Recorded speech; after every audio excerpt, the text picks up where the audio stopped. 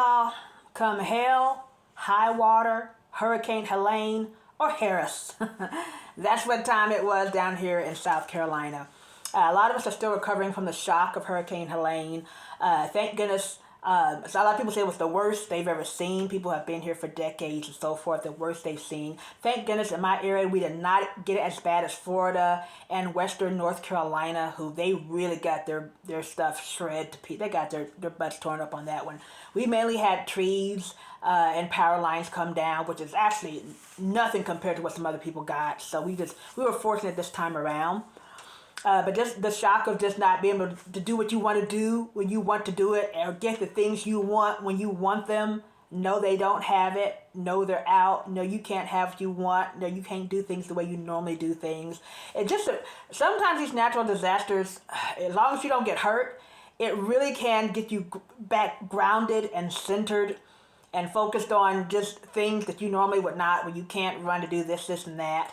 Get out a book, start reading, and if you have a DVD player, that's why I still keep DVDs, I still have cassettes. You never know when there is no internet, and all you have to fall back on is a DVD, especially if it's a battery-powered one, portable DVD player, books, magazines. I definitely read some books. I finished the whole thing, a good, 400-some page book. Thanks to Hurricane Helene. Anyway, but while that was going on, I noticed some military helicopters, double propeller military helicopters flying over, and I assumed from the direction they were going, they were headed to Asheville, which turns out they were, and carrying supplies back and forth, whatever, medical needs. And so I found a video online.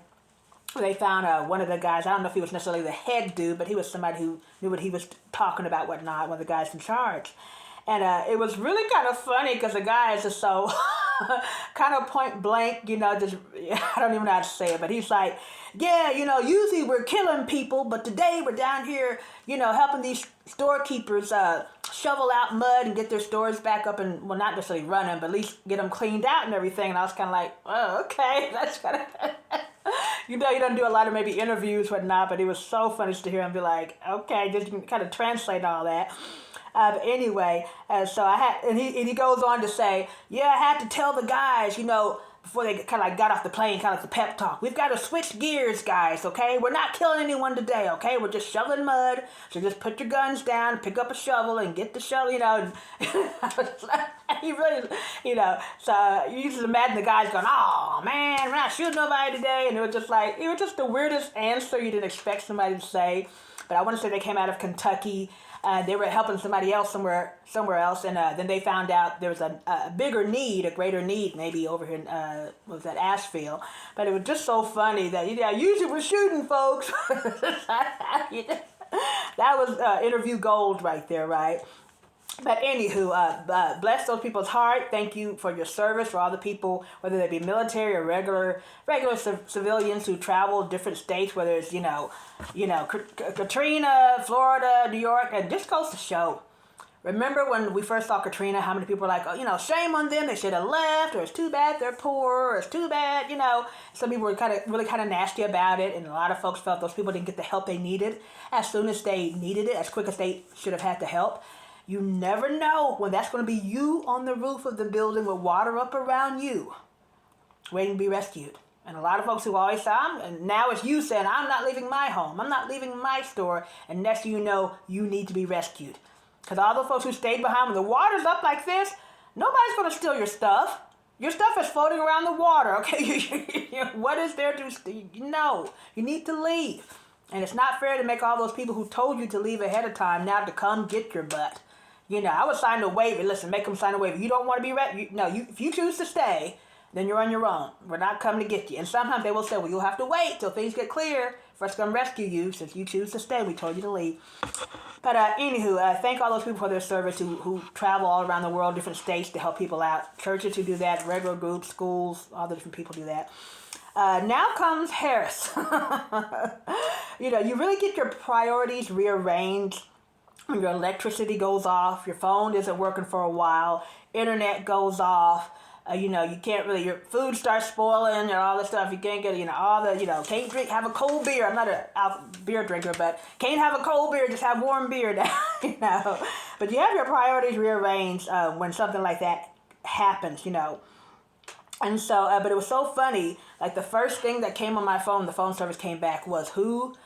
Oh Lord, I know a lot of people get this no matter what side you're on. If it ain't the left side, the right side, hey, we need your help. You know, we're almost there. We need your support, and it's so funny because they'll send you an email or send you a text message like they know you. They'll call you by your name. Hey, Brad, it's your homegirl Kamal, or hey, it's your homeboy Tim. You know, and we just stepped off the stage here in Washington after a rally and blah blah. We just need your support to make it past the finish line.